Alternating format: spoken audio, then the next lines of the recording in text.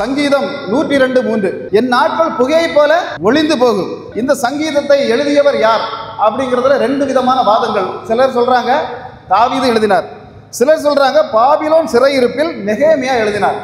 ஆனா ரெண்டுமே இவங்க ரெண்டு பேரும் தான் எழுதினாங்கிறதுக்கு எந்த எவிடன்ஸும் இல்லை. ஆனா ஒரு விஷயம் தெளிவாக தெரியும், எருசலேம் ஆலயத்தை இடித்து போட்டுவிட்டு அந்த நேபுகாத் நேச்சார் தன்னுடைய நாட்டுக்கு இங்கே இருந்த சாதனங்களை எல்லாம் கொள்ளையாக கொண்டு போன போது அநேக அடிமைகளை, யூதர்களை அடிமைகளாக பிடித்து கொண்டு போனார். அந்த நாட்களில் ஏதோ ஒரு அடிமை அங்க பிடித்து கொண்டு போகப்பட்டது, சிறையிருப்புக்குள்ள இருந்த ஒரு அடிமை எழுதின ஒரு சங்கீதம் தான் இந்த 102வது சங்கீதம்.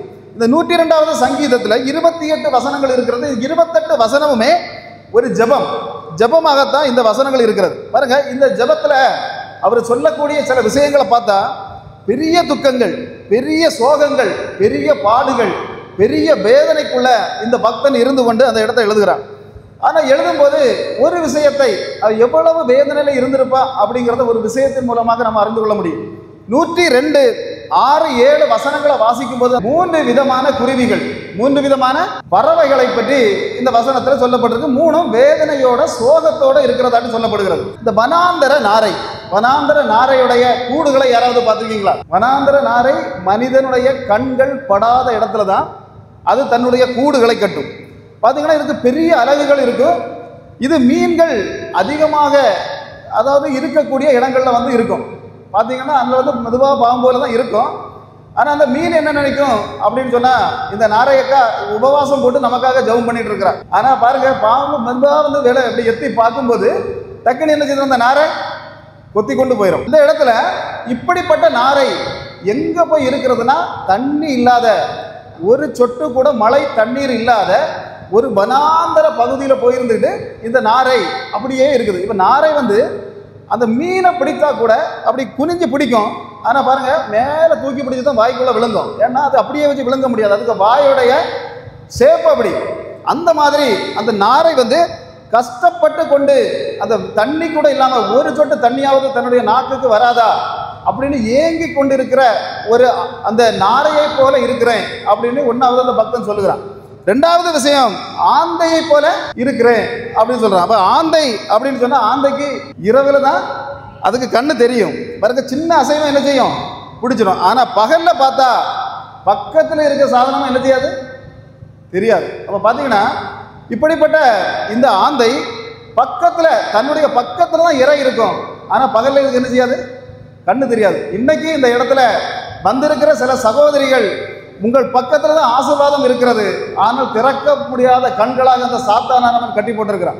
இந்த இடத்துல வந்திருக்கிறவங்களுக்கு தெளிவாக தேவன் சில சகோதரிகளை பார்த்து, சில சகோதரர்களை பார்த்து சொல்லுகிறார், உங்களுடைய கண்கள் திறக்கப்பட்டு இனி இந்த ஆந்தையை போல அல்ல, எந்த பக்கத்துல உங்க ஆசீர்வாதம் இருக்கிறதுங்கிற இங்க அறிஞ்சு இனி முன்னேற போறீங்க. நம்ம ஆந்தை பாத்தீங்கன்னா பகல் பொழுதுல இருக்கும் பொழுது திடீர்னு ஏதாவது ஒரு கழுகா இருக்கட்டும், இல்ல பருந்தா இருக்கட்டும், ஈஸியா என்ன செய்கிறோம், இதை கொத்தி பிடிச்சு கொண்டு போயிடும். ஆனா இந்த இரவு நேரங்களில் இதுகளால் என்ன செய்ய முடியாது, அதுகிட்ட நெருங்க முடியாது. அப்ப பகல் நேரத்தில் என்ன செய்யும் அப்படின்னு சொன்னா, சில இடிந்த கட்டடங்களுக்குள்ள, இல்ல வனாந்தரமான இடங்களுக்குள்ள, கல்லறைகள் நிரம்பி இருக்கிற இடங்களுக்குள்ள, பால் நிலங்களுக்குள்ள போய் பதுங்கி போயிருக்கும்.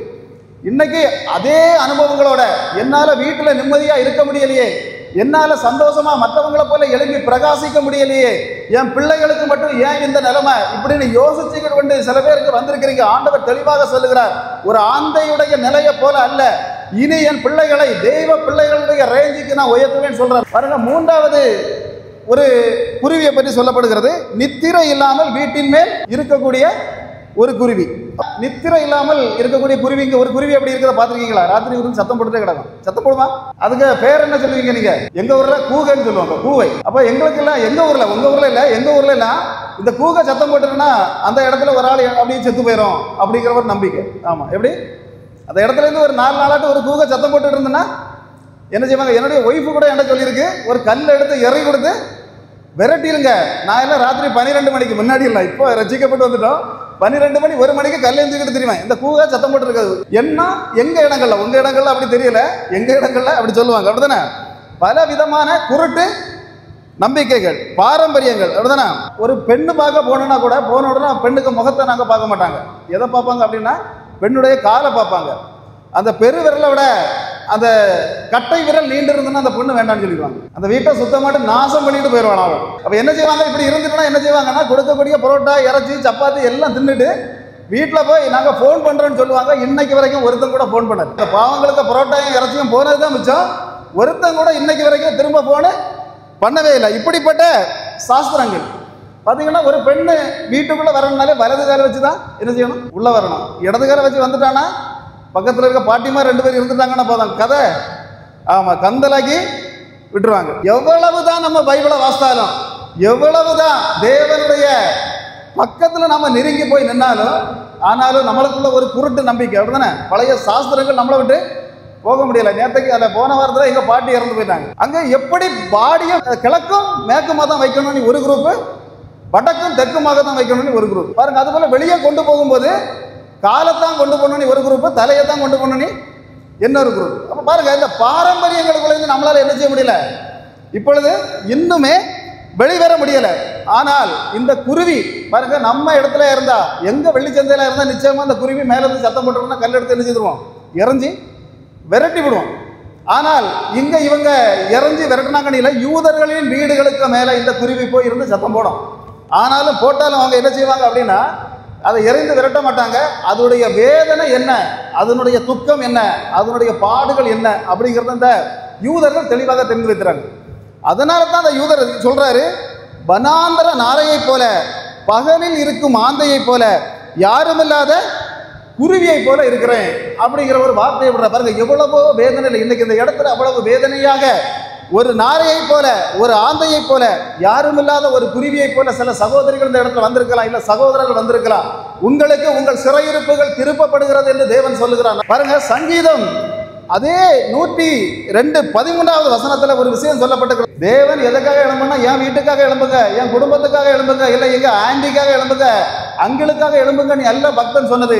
சியோனுக்காக தேவன் எதுக்காக எழும்பணுமா, சியோனுக்காக. அப்ப சியோன் அப்படின்னா என்ன அப்படின்னு சொன்னா, பரலோகத்தில் ஒரு சியோன். தேவன் சொன்னார், நான் அநேக வாசஸ்தலங்கள் உண்டு, உங்களுக்கென்று ஒன்றை ரெடியாக்க போகிறேன் அப்படின்னு சொல்லிட்டு போனார். அதுல ஒரு வாசஸ்தலம் சியோன் அப்படிங்கிறது வேதம் நமக்கு சொல்லுகிற ஒரு உண்மை. ஆனால் இந்த சியோன் என்பது முதலில் எப்படி அறியப்பட்டது அப்படின்னு சொன்னா, 2 சாமுவேல் 5:6 எடுத்து வாசிக்கும் போது, மோரியா மலைக்கு மேல் இருந்தக்கூடிய ஒரு பட்டணம் தான் இந்த எருசலேம் பட்டணம்.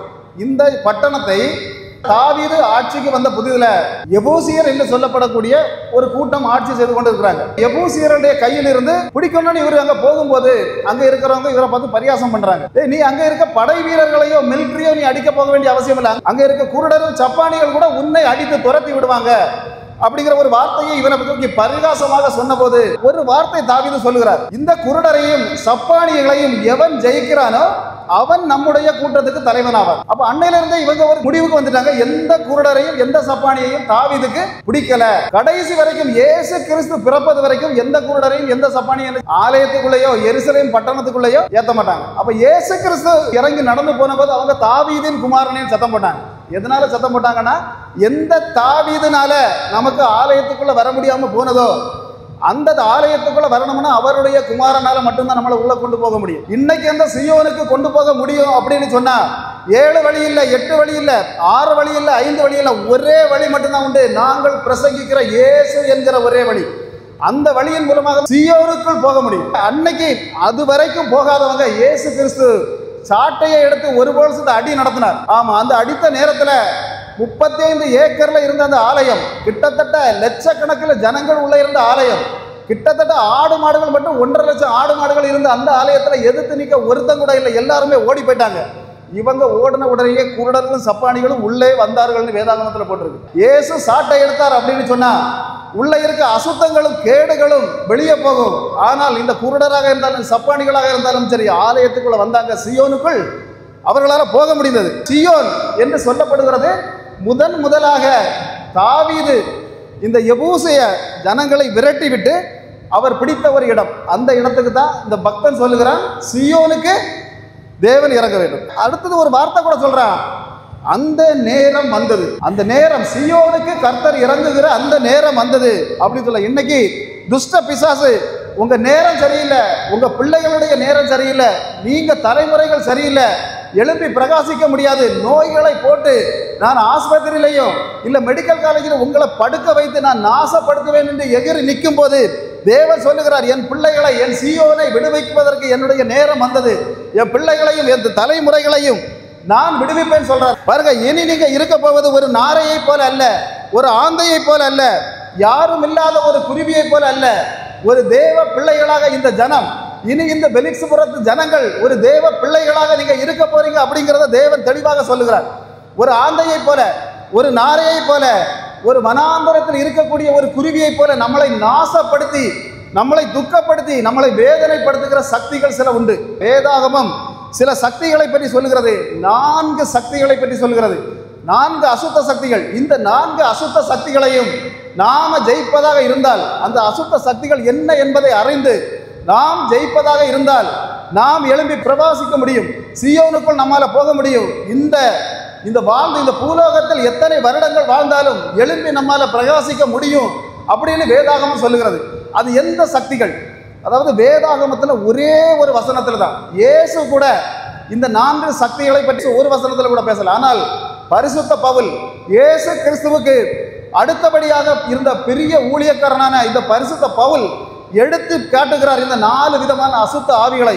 அது என்ன அப்படிங்கிறது எபேசியர் 6:12. ஒன்று துரைத்தனத்தின் ஆவி, இன்னொன்று அதிகாரத்தின் ஆவி, பிரபஞ்சத்தின் அந்தகார ஆவி, வான மண்டலத்தின் பொல்லாத ஆவி. இப்படி ஒரு 4 விதமான ஆவிகள் போராடுகிறது. இந்த ஆவிகள் என்ன என்பதனை பற்றி தேவ பிள்ளைகள் இன்னைக்கு தெளிவாக தெரிந்திருக்க வேண்டும். சாத்தானிய ராஜ்யம் என்பது 4 வித அசுத்த ஆவிகளாக இந்த பூமி மண்டலத்திலே செயல்பட்டு கொண்டிருக்கிறது. வான மண்டலங்களில் போராடி கொண்டிருக்கிறது. இன்னைக்கு மனிதனுக்கும் சாத்தானுக்கும் தான் போராட்டம். அந்த வசனம் தெளிவாக சொல்லுகிறது, மாமிசத்துக்கோடும் ரத்தத்தோடும் நமக்கு என்ன இல்லை, போராட்டம் இல்லை. இப்போ பாருங்க, காலையில் புருஷன் வேலைக்கு போவார், அப்படித்தானே? ஒரு 6 மணி 7 மணிக்கு பஸ்ஸில் போவார், இல்லைன்னா பைக்கில் போவார். போய்கிட்டு வந்த உடனேயே மனைவி சொல்லுவா, உங்கள் தம்பி என்ன கெட்ட வார்த்தை போட்டு திட்டான், ஒரு அடியாவது நீங்கள் என்ன செய்யணும், அவரை கொடுத்துக்கிட்டு தான் அந்த வீட்டுக்குள்ளே வரணும். அந்த தம்பி கெட்ட வார்த்தை பேசினா அப்படின்னு சொன்னால் அவனோடு போராடுகிறது மாமிசமும் ரத்தமும் அல்ல, நம்மளோடு அவர் போராடுகிறார் அப்படின்னாலும் அவர் பாவம். இல்லையா? அவர்கிட்ட எந்த ஆவி ஆட்கொண்டு இருக்கிறதோ அந்த ஆவி தான் அவரை என்ன செய்யிருக்கு, கெட்ட வார்த்தை போட வச்சிருக்கு, பிரச்சனை பண்ண வச்சிருக்கு. உடனே அண்ணனும் அருவாளத்துக்கிட்டு வெட்டக்கு போனானா இவங்கிட்ட இருக்க ஆவி இன்னொரு ஆவி. அந்த குடும்பத்தை நாசப்படுத்துகிற ஒரு சில ஆவிகள் போராடி கொண்டிருக்கிறது. அது 4 விதமான ஆவிகள். இன்னைக்கு ஒரு குடும்பத்தை நாசமாக்கணும் அப்படிங்கிற வேற ஒன்றும் செய்யண்டா. காலையில் ஒரு எலுமிச்சம்பழத்தை கொண்டு அந்த வீட்டு வாசலில் வச்சுட்டு போயிட்டா போதும். ஆமாம், அடுத்த நாள் என்ன ஆகும், காலையில் பக்கத்து வீட்டுக்காரன் தான் வச்சுட்டான்னு சொல்லி, சேவனை செய்து வச்சுட்டான்னு சொல்லி பெரிய பிரச்சனை ரணக்கிழமை உண்டாயிரும். இப்படி பல பிரச்சனைகள் எல்லாம் என்ன செய்யலாம், ஒரு எலுமிச்சம்பழத்தை வச்சு மட்டும் உண்டாக்கலாம். காலையில் மம்பட்டி எடுத்துட்டு கிளம்புவார். அண்ணனுக்கு சொத்தில் ஒரு 2 மம்பட்டியாவது நம்ம இடத்துக்கு வெட்டி அப்படி டெய்லி வெட்டி எடுத்துட்டோம்னா கொஞ்ச நாள் போகும்போது ஒரு காசு என்ன செய்கிறோம் நமக்கு வந்துடும். அப்போ இப்படி அநேக விதமாக இந்த அசுத்த ஆவிகள் என்ன செய்கிறோம், போராடிக்கிட்டே இருக்கும் அப்படின்ட்டு வேதாகமத்தில் சொல்லப்படுகிறது. இப்போ வேதாகமத்தில் 4 விதமான ஆவிகள் சொல்லப்படுகிறது. அது எதில் முதல் ஆவி என்ன அப்படின்னு சொன்னால் துரைத்தனத்தின் ஆவி. அப்போ துரைத்தனத்தின் ஆவி அப்படிங்கிறது எப்படி இருக்கும் அப்படின்னு சொன்னால், அதாவது விக்கிரகங்கள் மேல் உலாவுகிற, அதை கொண்டு ஆட்சி செய்கிற ஒரு ஆவியுடைய பெயர் தான் என்னது, துரைத்தனத்தின் ஆவி அப்படின்னு சொல்லப்படுகிறது. தேவன் ஒரு வார்த்தை சொல்லியிருந்தார். அப்போஸ்தலர் 7:48 வாசிக்க பார்க்கலாம். சாலமோன் என்ன கேட்டாரு, ஆலயத்தை கட்டினார், ஆனாலும் தேவன் எனது கையினால் கட்டப்பட்ட ஆலயத்தில் வாசமாய் இரார் அப்படின்னு ஒரு தேவ பக்தன் சொல்றார். இது சொன்னால் வேற யாரும் இல்லை, முதல் இரத்த சாட்சி. இந்த வேதாகமத்தில் புதிய ஏற்பாட்டில் முதல் இரத்த சாட்சி என்று அறியப்படுகிற ஸ்தேவான் சொல்றார். என்ன செய்ய மாட்டாரா, கைகளால் கட்டப்பட்ட ஆலயத்தில் தேவன் வாசமாக இருக்க மாட்டார். அது எந்த ஆலயம்னு கூட சொல்றார். சாலமோன் ஆலயத்தை கட்டின, சாலமோன் ஆலயத்தை கட்டினார் அப்படின்னு சொன்னா தேவன் தான் கட்ட சொன்னது. யார் கட்ட சொன்னா, ஏதோ ஒரு பஞ்சாயத்து பிரசிடண்டோ இல்லை வில்லேஜ் ஆஃபீஸரோ சொல்லி அல்ல சாலமோன் கட்டினது. தாவீதுகிட்ட வந்து சொன்னார் தேவன், எனக்கு ஆலயம் கட்டணும், ஆனால் நீ இரத்தக்கரை, உன் கை முழுசா ரத்தம், நீ போர் செய்திருக்கிறா, வாளால் அநேக உயிர்களை காவு வாங்கியிருக்கா, அநேக குடும்பங்களை நாசப்படுத்தியிருக்கிறா நீ, அதனால நீ என்ன செய்யணும் அப்படின்னா நீ கட்டக்கூடாது, எல்லா தாளவடங்களையும் நீ எடுத்துக்கொண்டு என்ன செய்யலாம், ஆலயத்துக்குள்ள வைக்கலாம், ஆனால் ஆலயத்தை உன் மகன் தான் கட்ட வேண்டும். அப்ப ஆலயம் ஏன்னா இவர் அவ்வளவு பரிசுத்தமானவர், அவ்வளவு ஞானமானவர். ஏன் அப்படின்னு கேட்டா, 40வது வயது பர்த்டே கொண்டாடி கொண்டிருக்கும் போது தேவன் வந்து அவர்கிட்ட கேட்டார், உனக்கு என்னப்பா வேணும்? உடனே தானே பக்கத்து ராஜ்யம் வேணும், அந்த நாட்டிலேருந்து 1000 பொண்ணு வேணும் அப்படின்னு இல்லை அவர் கேட்டது. இந்த ஜனங்களை அடக்கி ஆள எனக்கு ஒரு ஞானம் வேண்டும். அல்லேலூயா. அப்ப ஞானத்தை கேட்ட அந்த தெய்வ மனுஷனுக்கு ஆண்டவர் நினைச்சதாரு, ஆலயத்தை கட்டுறதுக்கு அனுமதி கொடுத்தார். அது மட்டும் இல்லை, இன்ன இடத்துல கட்டணும். மோரியா மலை மேல தான் ஆலயத்தை கட்டணும். மோரியா மலை அப்படின்னு சொன்னா எந்த மலை அப்படின்னா, ஆபிரகாம் தன்னுடைய மகனை பலி கொடுப்பதற்காக கொண்டு போன அந்த மலைக்கு மேல தான் ஆலயத்தை கட்டணும் அப்படின்னு சொல்லி இவர் ஆலயத்தை கட்டுறார். கட்டி முடித்த உடனே இவர்கிட்ட சொன்ன விஷயம் ஆலயத்தை கட்டுறது மட்டும்தான். ஆனா அவர் அநேக பெண்களையும் என்ன செய்தார்? கட்டினார். நாம ஒன்ன வச்சுட்டே இப்ப சமாளிக்கிறதுக்கு பெரிய பிரச்சனையா இருக்கு, அப்படிதானே? ஆனா பாருங்க, 1000 வச்சு இவர் சமாளிச்சாரா. இவருக்கெல்லாம் ஒரு பெரிய அவார்டு என்ன செய்யணும்? கொடுக்கணும். பாருங்க, இவர் ஆலயத்தை கட்டினதுனால தேவன் சொன்னார், இனிமே தெளிவாக இந்த ஆலயத்தில் என்ன செய்ய மாட்டேன். ஆமா, இந்த பெண்கள் என்ன செய்தாங்க? இவரை வழி விலகி போக பண்ணினாங்க. அப்போ வழி விலகி போக பண்ணினதுனால இவர் அதுக்கு பிறகு அநேக பாகல்களுக்கும் மற்ற தெய்வங்களுக்கும் அந்த இடத்துலயே ஆலயத்தை கட்டினது மட்டுமில்லை, பலிபீடங்களையும் எழுப்பினார் அப்படின்ட்டு நம்ம பார்க்குறோம். அந்த நாடு, இஸ்ரவேல் நாடு 2ஆக பிரிய இந்த சாலமோன் ராஜா தான் காரணமாக இருந்தார். அப்போ அதனால தான் தேவன் சொல்றார், இனி நான் என்ன செய்ய மாட்டேன், கைகளால் நீங்க கட்டின ஆலயத்தை நீ எவ்வளவு பெருசா கட்டியிருந்தாலும் சரி, நான் அங்கே வாசம் பண்ண போவது இல்லை. அப்போ 4 சுவர்களுக்குள்ள ஒதுங்குகிறவர் அல்ல நம்முடைய கர்த்தர். இயேசு கிறிஸ்துவ ஒரு 4 சுவருக்குள்ள ஒதுக்கலாம் அப்படின்னு யார் நினைச்சாலும் நடக்காது. தேவன் 4 சுவர்களுக்குள் ஒதுங்குகிறவர் அல்ல, ஒரு கல்லறைக்குள் ஒதுங்குகிறவர் அல்ல. உலகத்தில் உள்ள சகல மகான்களுடைய கல்லறைகளும் அடைந்து கிடக்கும் போது இன்னைக்கு திறந்து கிடக்கிற ஒரே கல்லறை நாங்கள் பிரசங்கிக்கிற இயேசுவுடைய கல்லறை. பார்வோன் கல்லறையில் எழுதப்பட்டிருக்கிறது, இங்கே உறங்கிக் கொண்டிருக்கிறார்கள், அவரை எழுப்பாதீர்கள். ஷேக்ஸ்பியருடைய கல்லறையில் ஒரு விஷயம் சொல்லப்பட்டிருக்கிறது, அவர் தூங்கிக் கொண்டிருக்கிறார், அவருடைய எலும்புகளை தோண்டி எடுத்துக் கொள்ளார்கள். ஆனால் இயேசுவுடைய கல்லறையில் அவர் உறங்கிக் கொண்டிருக்கிறார் அணியோ, அவருடைய எலும்புகள் உள்ளே இருக்கிறது, எடுத்து மாற்றாதீர்கள் அணியோ அல்ல. அங்கே எழுதப்பட்டிருக்கிறது, அவர் அங்கே இல்லை.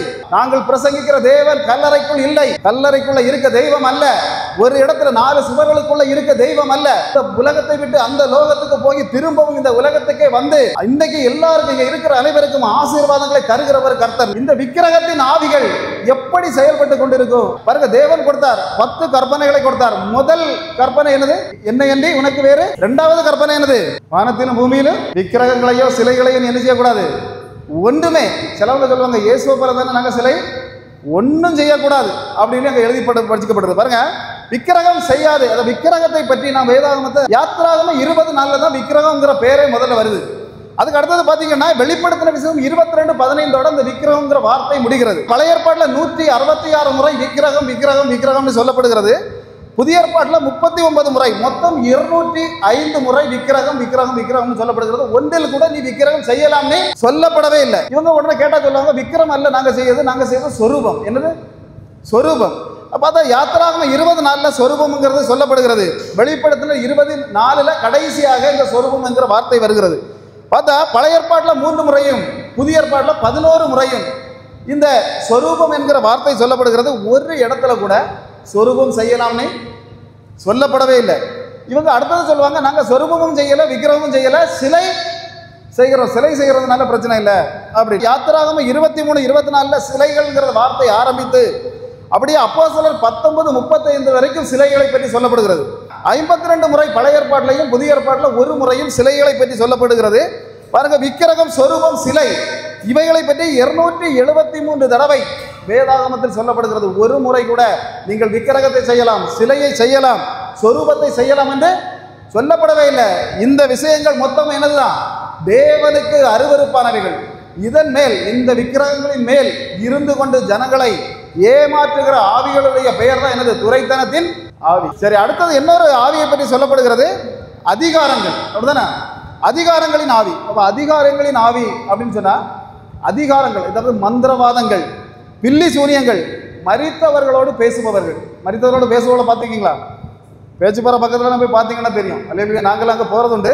அதில் சில காணிக்காரங்க இருக்காங்க, இவங்கெல்லாம் அசால்ட்டாக பேசுவாங்க.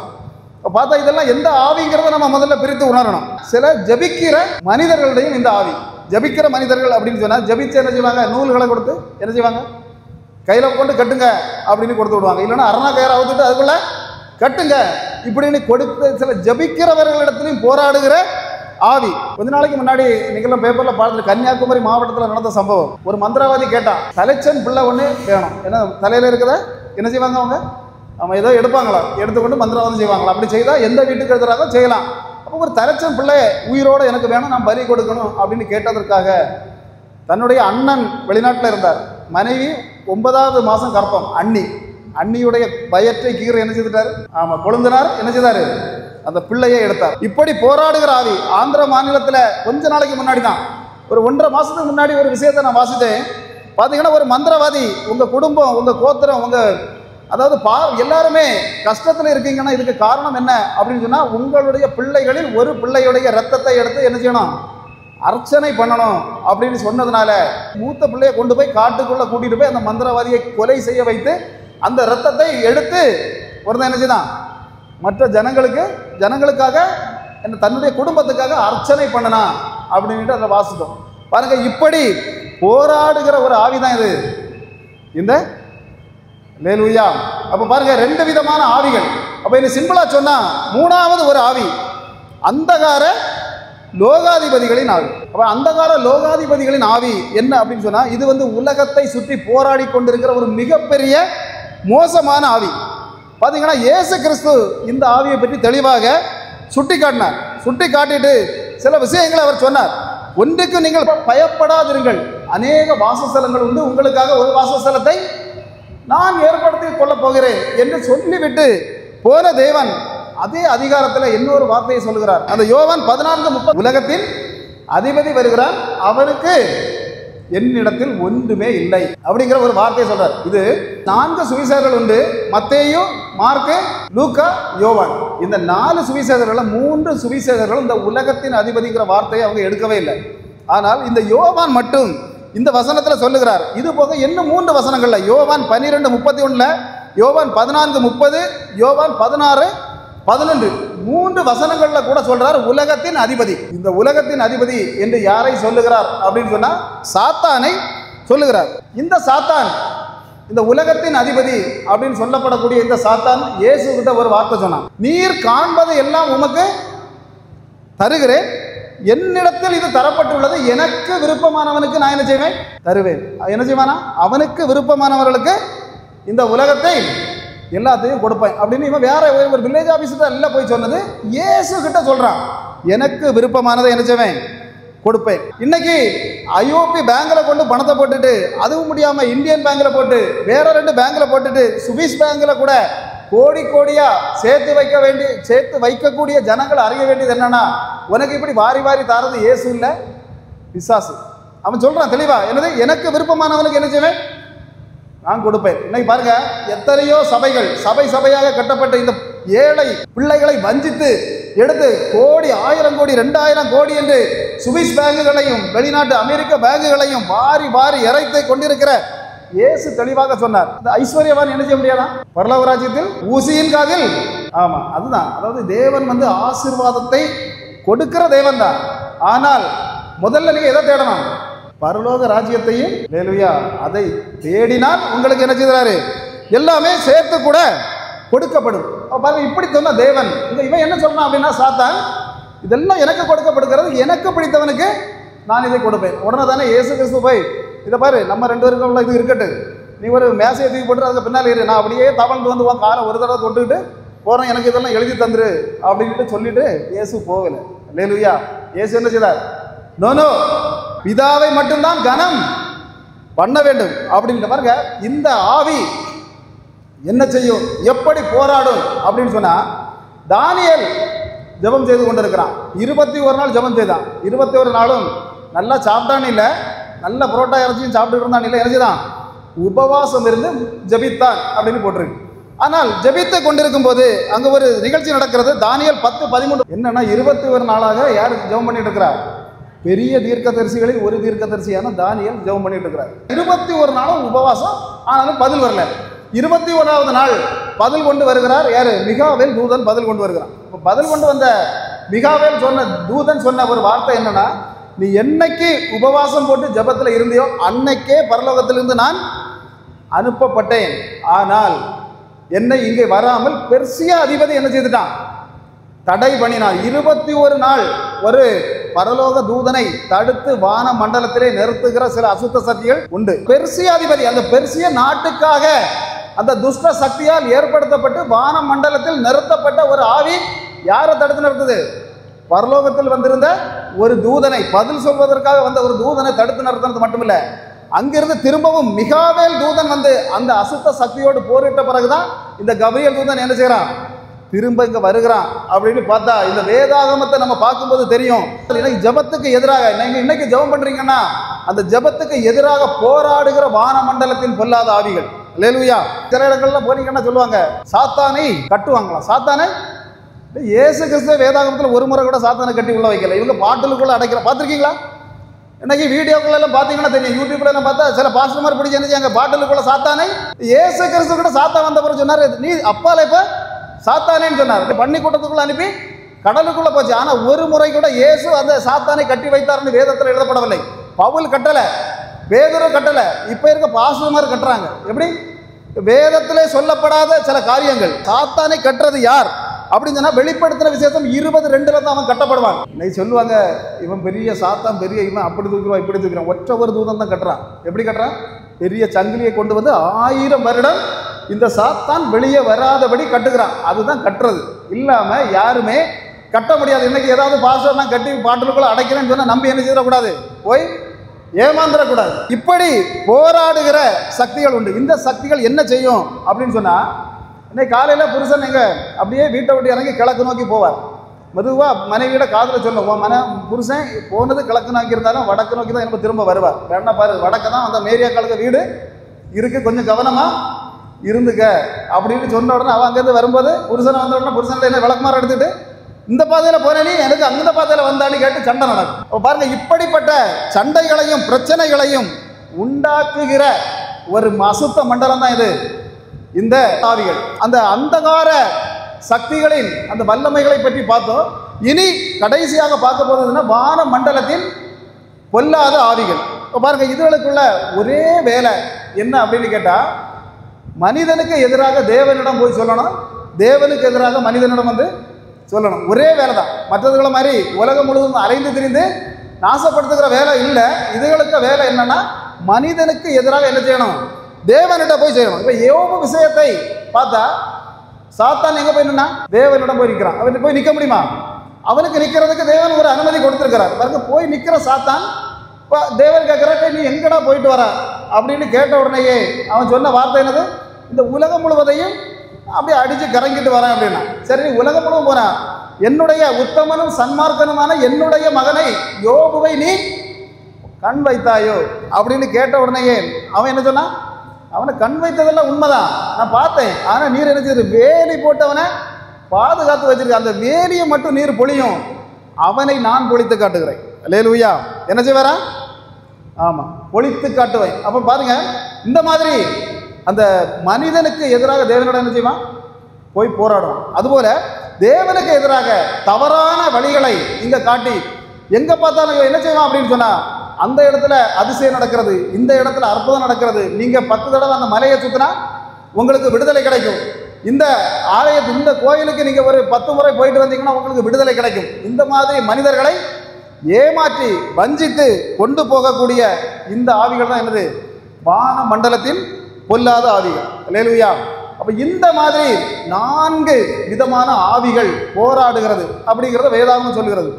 இதற்கு எதிராக எப்படி மனிதன் மீட்சி அடைய முடியும் என்பதனையும் சில எக்காலங்கள் மூலமாக வெளிப்படுத்துகிறது.